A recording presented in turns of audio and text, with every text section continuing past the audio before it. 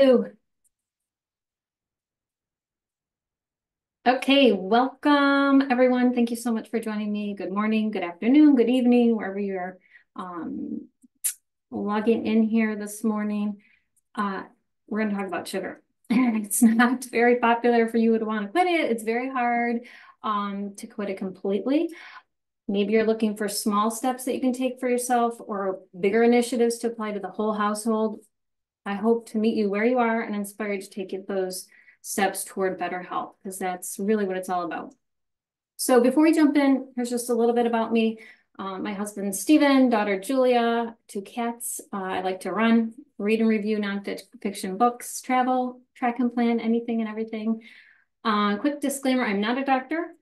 This will not be medical advice. Instead, these are general tips. So please consult your primary care physician before making any significant changes, especially if you have an underlying medical condition or you're taking medication. Also, not all strategies work for all bodies. We're unique in our genes, our medical histories, environmental exposures, and current conditions. And of course, you must be willing to work to determine what works for you. All right, so are you ready to quit sugar? We're going to cover a lot of ground to get you on your way to reducing or entirely quitting sugar. I'm going to give you information and many options. And at the end of this, I hope you'll commit to trying at least a few strategies right away.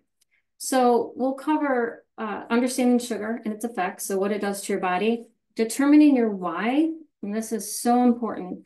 You have a clear reason to keep you motivated and on track, some strategies to cut back, coping mechanisms for emotional and social situations, an implementation plan. This is the how-to, and then of course, examples and additional resources. The average adult consumes 17 teaspoons of added sugar daily. So 4 grams of sugar equals 1 teaspoon. And we talk about teaspoons because they're easier to visualize. So how does this compare to the recommendation? Well, the American Heart Association recommends limiting added sugar to less than 6 teaspoons per day for women, 9 teaspoons for men, and 3 to 6 teaspoons for children.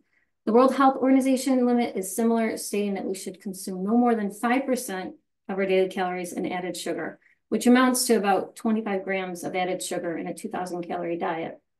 So keep this figure in mind as we talk about different foods and their amount of sugar, aiming for that 25 grams, about 6 teaspoons or less per day, less than 5% of your daily calories.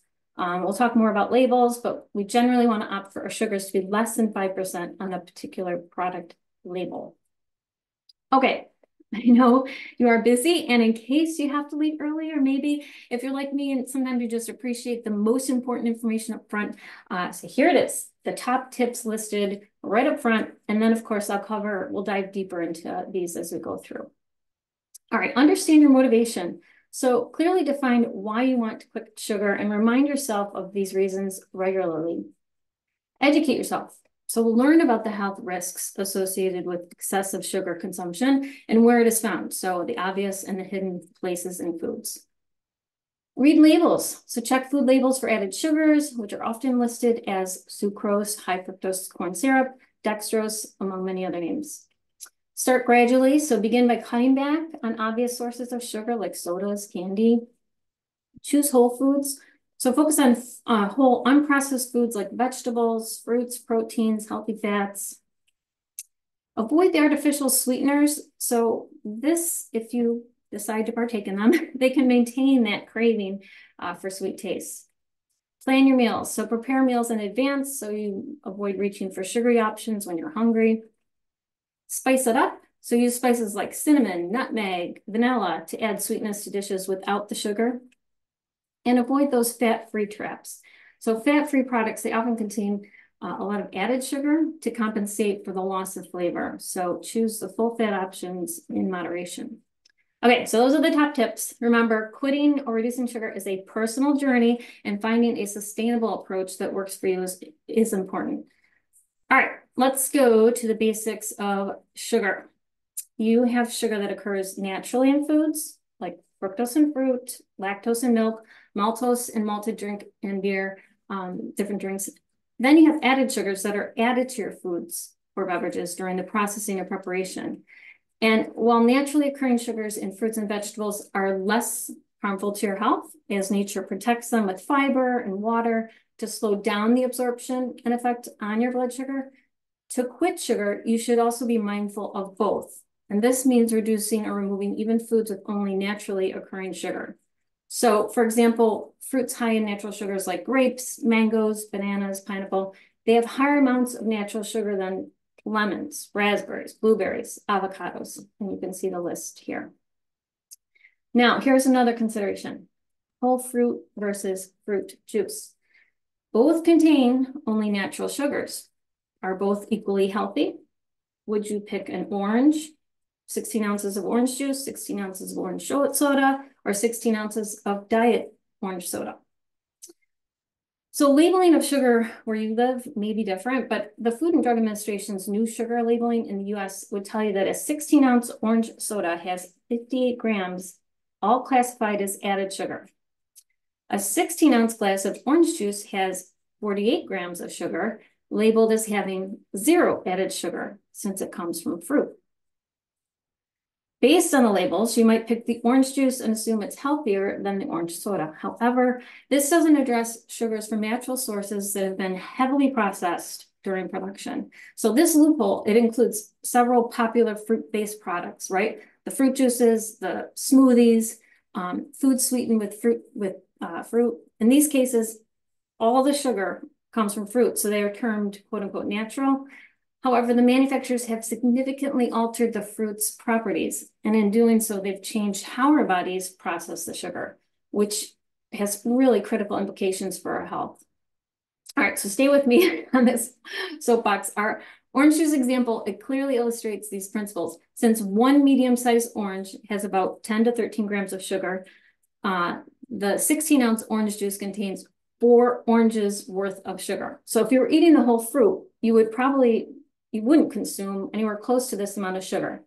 Whole fruit, it contains the fiber, which fills you up and keeps you from overeating.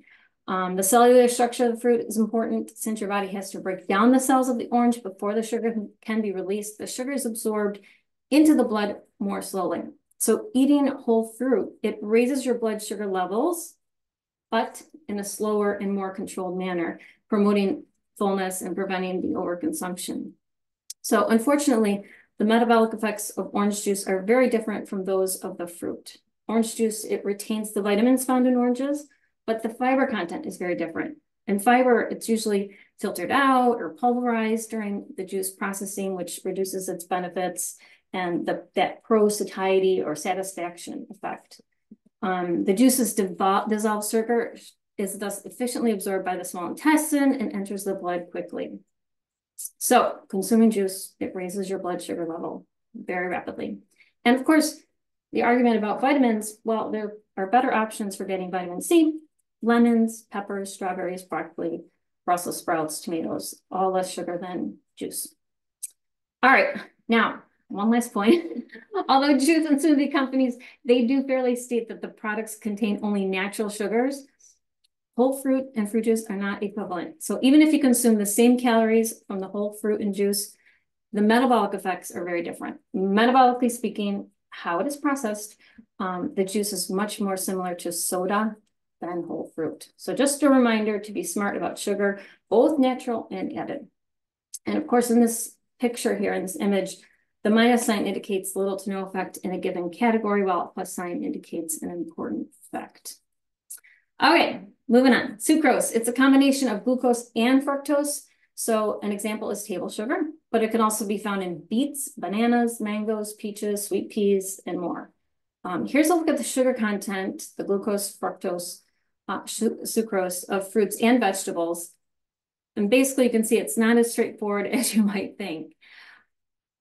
Glucose, it's the simple sugar found in all carbohydrates. Our bodies use it for energy or store it as glycogen in the muscles and liver. And glucose goes directly into the bloodstream and causes our pancreas to pump out the insulin. Insulin pulls the glucose out of the bloodstream so that the body can use it. And if there's too much of it, it gets stored as excess, as fat. What about complex carbohydrates and starches like bread, pasta, potatoes, rice, grains? These are long chains of glucose. Whole grains or starches, corn, brown rice, wheat bread. They may be viewed as slightly healthier since the fiber causes the blood sugar spikes to be less rapid. However, they are still broken down into sugar, causing an insulin spike, and in excess will be stored as fat. So the more a grain is broken down into pieces by any processing, like being ground into flour, the more refined the grain and the easier to digest and the faster your blood sugar will rise after you eat it. So for sure, you want to avoid refined carbohydrates if you're trying to reduce your sugar amounts. Fructose, it cannot be used for energy right away. Instead, it's sent to the liver where it is metabolized for energy use and in excess stored as fat. So this process spikes the hormone ghrelin. This is the I'm still hungry hormone that's sends us seeking out additional calories. And today, more people are getting fructose in their diet thanks to high fructose corn syrup used in many soft drinks, convenience, and highly processed foods. Fructose is also found in fruit, which, as you know, is not as bad when eating it in its natural state as a whole fruit. All right, so what does sugar do to your body in the short term? This is the cycle. One, you eat or drink something with a lot of sugar that floods your system. So for example, 1 can of Coke has 36 grams of sugar or 9 teaspoons. 2, your body responds. This increases our blood glucose and stimulates dopamine, making us feel good and want more. Insulin's released to shuttle the glucose out of the blood into the cells. And 3, this causes the blood sugar to fall rapidly. And high insulin levels cause fat storage of any glucose that cannot be used immediately for energy. And then, of course, 4, the body then craves a lost sugar high and increases appetite, bringing you right back to the top of the cycle where most people tend to cave into their cravings and start the cycle all over again. So this is how your body processes the sugar upon consumption. But how does excess sugar affect other areas of your body? So excess sugar in the body leads to a cascade of issues across various systems. If you check out this great graphic, this is from nutritionwithjudy.com. I'll share various links to studies for more information, but as you can see, it affects oral health with skin elasticity, the gut, increasing the bad bacteria in our microbiomes, overworking the pancreas, risk of diabetes. Liver can be forced to store excess sugar as fat and cause non-alcoholic fatty liver disease. The kidneys have to work harder. Excess sugar causes hardening of the arteries, and reproductive health can suffer. So maybe hearing about how sugar affects your body is motivating, but still, your why has to be big enough for you to go through and stick with the process. So what is your why? You may want to reduce or quit sugar altogether for many reasons. So really think about it. What is your reason for trying to quit sugar? Maybe you are pre-diabetic or currently have type 2 diabetes. As stated, eating sugar spikes your blood sugar or your blood glucose and the insulin levels. Eliminating sugar could reduce the spikes and allow you to manage your blood sugar levels easier. The ADA stated that a low carbohydrate diet is a viable treatment option. Just be sure to work with your doctor because you may need to adjust your medications. Maybe you want to lose weight and know that cutting out the white stuff will lead you in the right direction. Studies prove that reducing carbs leads to successful weight loss. Or maybe you suffer from a chronic condition or autoimmune disease, and eliminating sugar could increase overall health and wellness by reducing inflammation. Sugar, it causes an inflammatory response within your body and can damage cells and play a role in the progression of chronic diseases. Number 4, do you feel you have to have it, like it's an addiction? Maybe you're done riding that roller coaster of sugar highs and lows and the obsession with your next fix. Getting off sugar for a week, 10 days, 30 days, it can reset your body to a new low to no sugar normal. You don't have to commit to complete elimination. You can just commit to reducing it, see how you feel after a couple weeks, and then go from there. Okay. So here are some questions maybe to motivate you in the right direction. Is it about the afternoon slump? Do you feel you always need a little dessert? Does your stomach get bloated after eating? Have you noticed you're gaining weight specifically around the middle? Do you often feel it's hard to focus at times? Can you eat just one piece of cake and walk away? Maybe you thrive on that sugar surge and dopamine high. If you answered yes to most of these questions, sugar might be the thing that's making you feel bad. So why not try quitting sugar to see if eliminating it can make you feel better? And just to be transparent and upfront, this will not be easy, especially during the first few weeks as you break the physical and the psychological habit of eating sugar. Your body may go through some withdrawal symptoms initially. And of course, checking labels and navigating what does and doesn't have sugar takes effort, but it will be worth it and it does get easier. All right, let's talk about some tips to get you into this idea. All right, some people are ready to just jump right in, and others need time to plan it out. So here are some resources to get you started. You want to read and learn as much information on the science of sugar as you can. This will help remind you why you're reducing sugar and keep you motivated on track. Here are some examples. This 15-year study published in the Journal of the American Medical Association, Internal Medicine on added sugar and heart disease. Participants who took in 25% or more of their daily calories as sugar were more than twice as likely to die from heart disease as those whose diets included less than 10% of added sugar. And this is still well above what the WHO recommends. Overall, the odds of dying from heart disease rose in tandem with the percentage of sugar in the diet. And that was true regardless of a person's age, sex, physical activity, body mass index. Here's another study on the health benefits after participants followed a low sugar, low carbohydrate diet. Additionally, the American Diabetes Association reports on low carbohydrate and low sugar as a treatment option for those with type 2 diabetes. Follow the experts. Another great source of information is Dr. Robert Lustig. He's a pediatric endocrinologist and professor at the University of California.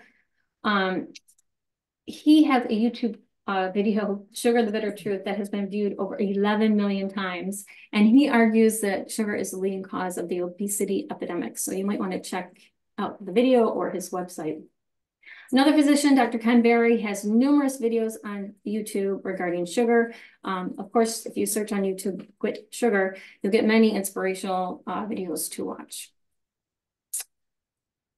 Get inspiration. So this book, I Quit Sugar, provides a step-by-step program to help eliminate sugar. It contains tips, tricks, techniques to guide you through the process. It begins with her story and an overview of what a reader can expect over an 8-week program.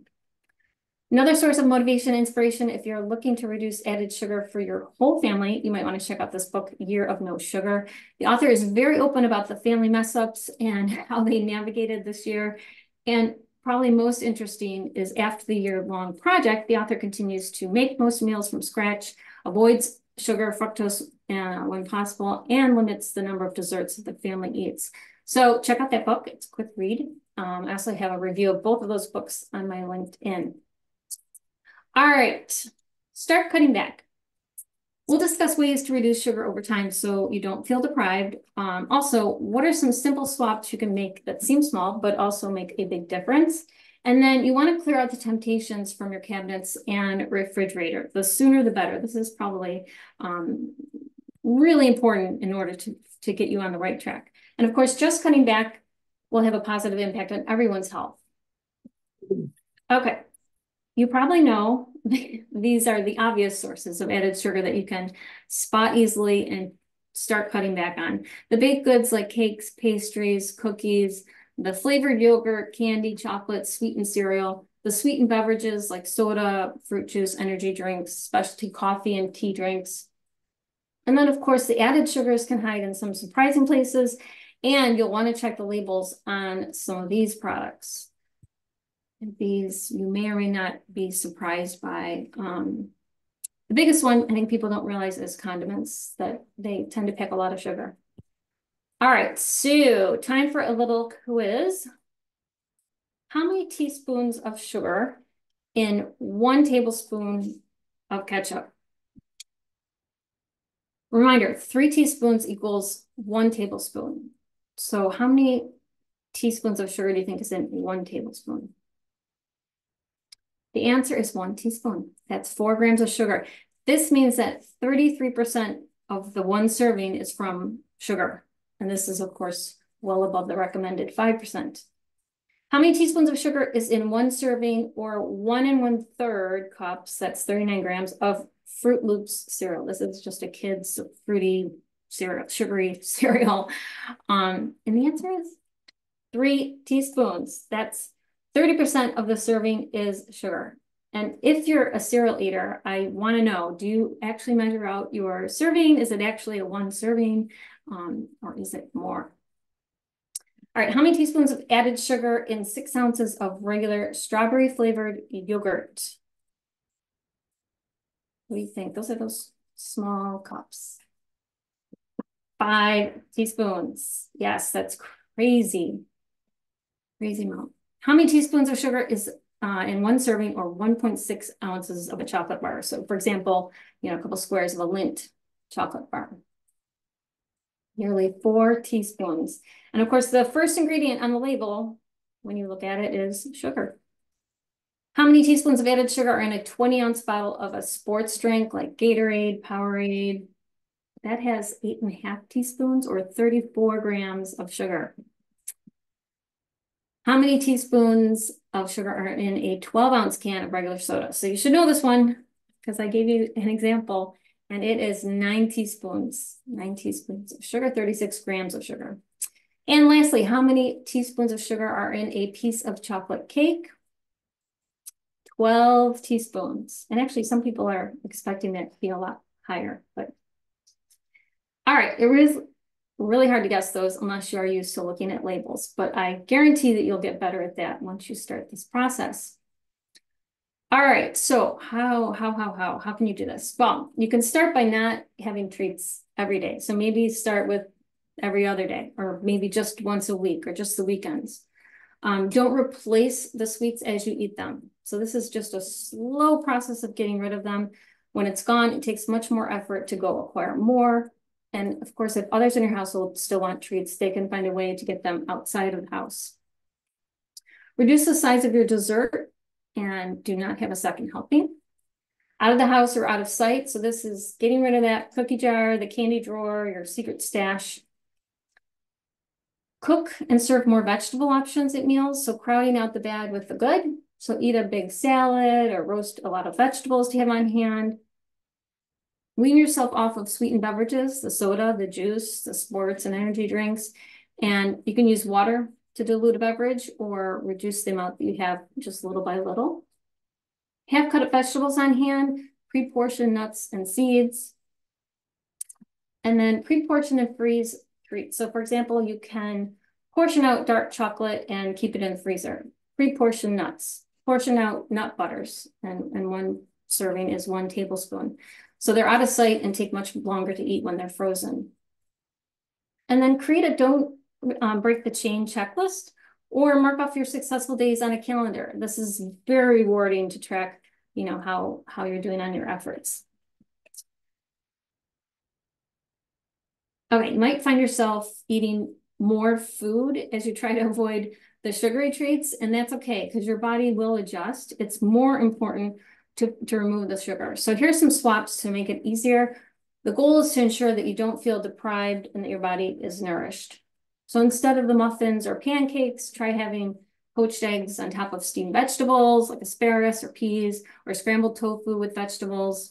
Instead of low-fat yogurt with the sugar-laden granola, choose full-fat Greek yogurt and make your own granola by roasting unsweetened coconut, nuts, seeds. Instead of the refined pasta and rice, swap for spiralized zucchini, spaghetti squash, riced cauliflower, cabbage noodles, onion noodles, shirataki noodles, lots of options. Instead of dessert, swap it for initially maybe a fresh bowl of fruit salad and then graduate to either nothing or a cheese tray. And here's a list of the fruits again and their sugar content. You want to aim for the berries, the lemons, the limes. And nut butter is also a satisfying treat. Just remember 1 tablespoon is 1 serving.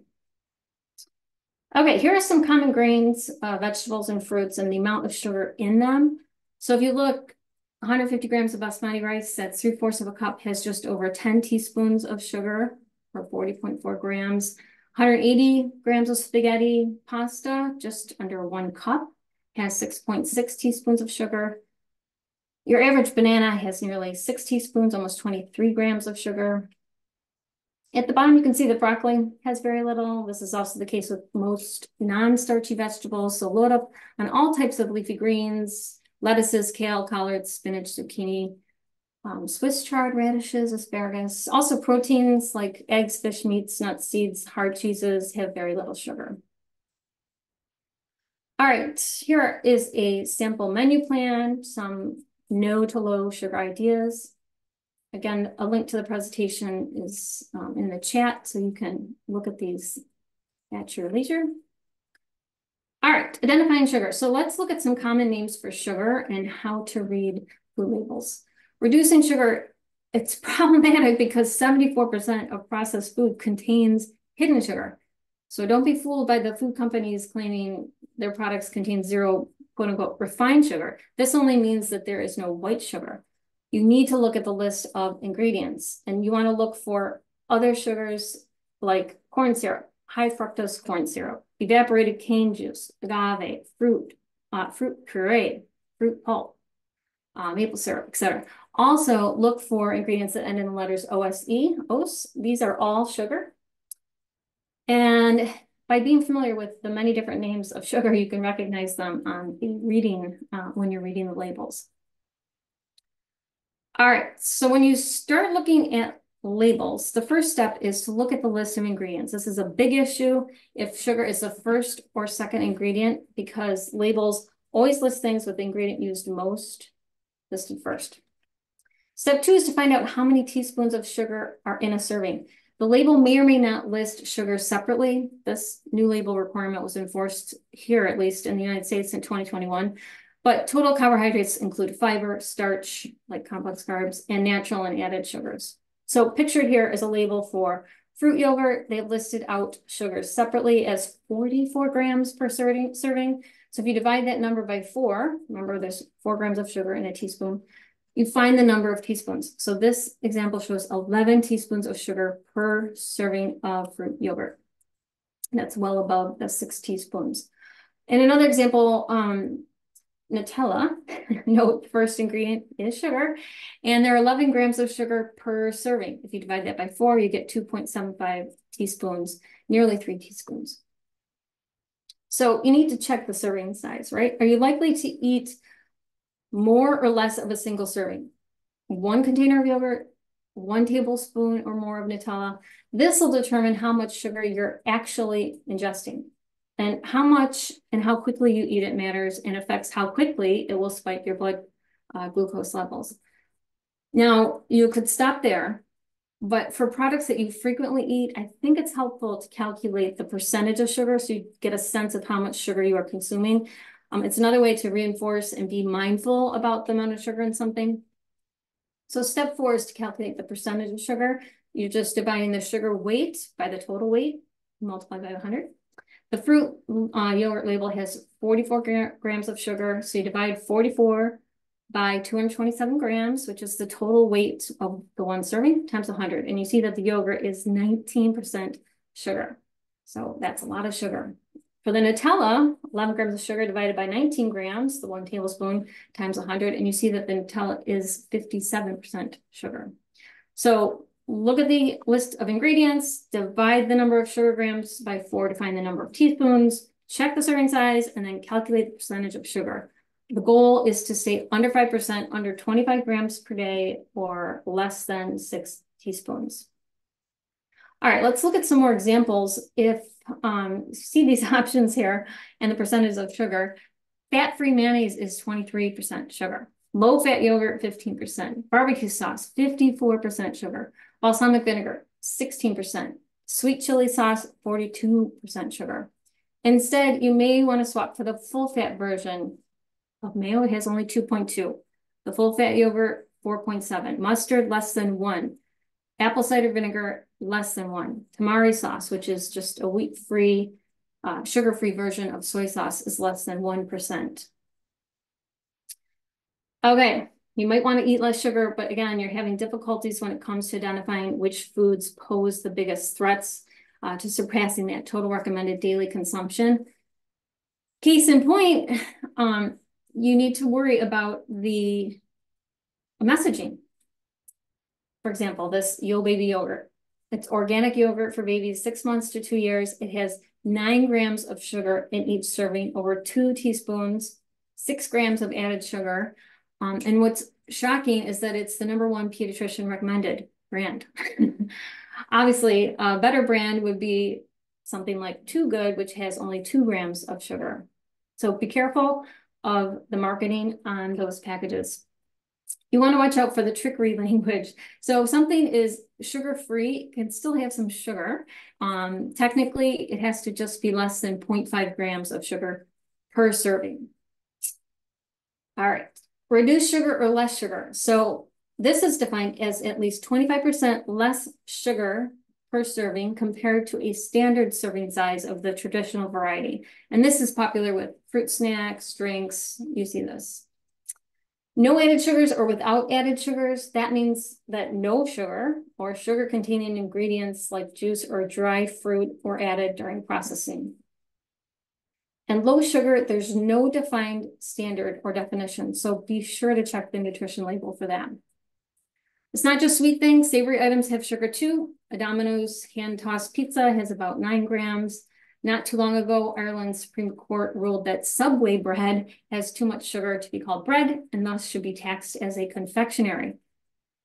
Also, there's 5 grams of sugar in the Italian white bread.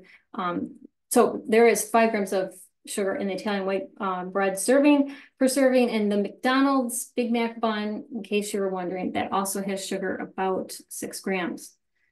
Need to be careful of beverages. We talked about fruit juice. Some other examples, 1 serving of organic coconut water has 20 grams of sugar, which is 5 teaspoons. Naked juice bottle, 15 ounces. Again, only 15 ounces contains around 50 grams of sugar per bottle. That's 12.5 teaspoons, double what you should be getting of sugar. So check the label and know before you drink it. And even better, I'll just say, avoid drinking your calories. Stick to water. It's much better for you. All right. So first, you're going to cut back on the sugar. Second, you'll replace that sugar you were eating with wholesome, unprocessed fats. Yes, you heard this right. Healthy fats in combination with quality proteins will curtail your cravings while providing satiety. So instead of reaching for that cookie or the bag of candy, replace it with things like eggs, meats, cheeses, nuts, olives, avocado, coconut. Go back to some of those swap ideas and focus on what you should eat, the protein, fats, vegetables, not on what you're missing, the sugar. And when I say fat, I'm always referring to healthy fats. All right, so what are some treats, quote unquote, you might want to try? Here are some great protein fatty options. Grilled halloumi cheese, if you have that where you are. It's a semi-hard, unripened brine cheese made from a mixture of goat's and sheep's milk. And sometimes I think you can get it with cow's milk as well. But it has a high melting point, so it can be quickly grilled. Toasted nuts on top of full-fat yogurt. 100% dark chocolate squares dipped in a nut butter. Of course, the higher the percentage of chocolate, the better, the less sugar. Deli meat rolled up with cream cheese or grated hard cheese. Focus on flavor. So you don't have to sacrifice flavor just because you're trying to avoid sugar. You need to use flavors instead of sugar to make food exciting, delicious. And here are some great flavors to try. Add vanilla powder to your yogurt. Use warming spices like cinnamon, ginger, cardamom, cloves in your coffee or tea. Try adding unsweetened almond, coconut, or cashew milk to your tea. Saute onions, that brings out their sweetness. Roasting vegetables also brings out their sweetness.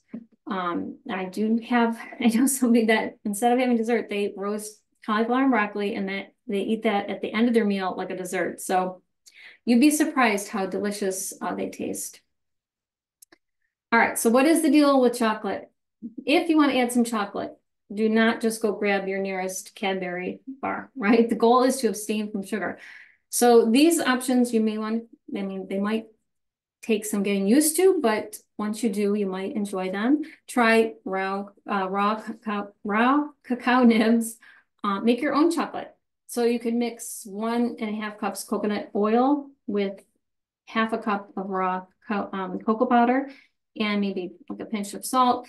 Pour it into a mold or just on a sheet pan. You pop it into the freezer for 10 minutes or until it's hard, and you got your own chocolate bar. Choose 100% unsweetened chocolate bar for yourself, or work your way up to it. So at first it might seem better, but if you really want that chocolate flavor, this is the way to get it without sugar. And of course, 70% dark chocolate is better than milk chocolate, but it still contains almost 30% sugar. A 50% or a 50-gram serving, which is half of a Lindt bar, contains 13.5 grams or nearly 3.5 teaspoons of sugar. And of course, sugar-free bars, chocolate bars, are out there and have alternative or artificial sweeteners, but it's best to avoid all sweetened bars because they potentially could lead to a derailment. Okay, so ways to make it easier. Of course, I hope that by repeating this information in a few different ways, different angles, that you'll retain or really latch onto some of these ideas. But invest in organic spices, flavorings, mentioned cinnamon, cumin, nutmeg, allspice, ginger, chili, paprika, salt, pepper, vanilla powder. Make your own nut butter. You can blend a pound of nuts until smooth, store it in the refrigerator. Stock your refrigerator and freezer with nutrient-dense foods such as meats, fish, nuts, veggies, so you have something on hand. Stick to packaged sauces that do not have sugar. So you're looking for mustards, apple cider vinegar, tamari, coconut aminos, homemade salad dressings, and you can try unsweetened coconut in its many different forms. Coping. So recognize that cravings are normal, right? They are normal, but you can do it. I have full faith that you can do it. Another strategy is to plan out activities that can take the place of the comfort or sense of reward drawn from sugar. So check out these self-care options. Take a nap, take a walk outside, read, cuddle your pets, talk to somebody, practice deep breathing, light a candle. And rather than focusing on what you can't eat, focus on what you can eat. So each meal, load up on the vegetables, protein, etc., and crowd out the bad so that you're less tempted. When in the clutches of a craving, stop and tell yourself, let's wait 20 minutes. And after 20 minutes, ask yourself again, do I really want this? This pausing and assessing are necessary. It really builds the I can do this muscle, making it easier the next time. Your body may be feeling withdrawal symptoms from not having sugar, so make sure you drink plenty of water to flush out the toxins. All right, let's talk about strategies to avoid sugar when eating outside of your kitchen. So these are tips to be mindful of possible, mostly hidden sugars. So you want to look out for and avoid honey roasted, caramelized, balsamic reduction. These all usually equal sugar. You want to be wary of any sauces because they may contain sugar. Choose dishes with the least amount of ingredients. So steak and mixed vegetables rather than a casserole that may have hidden sugar.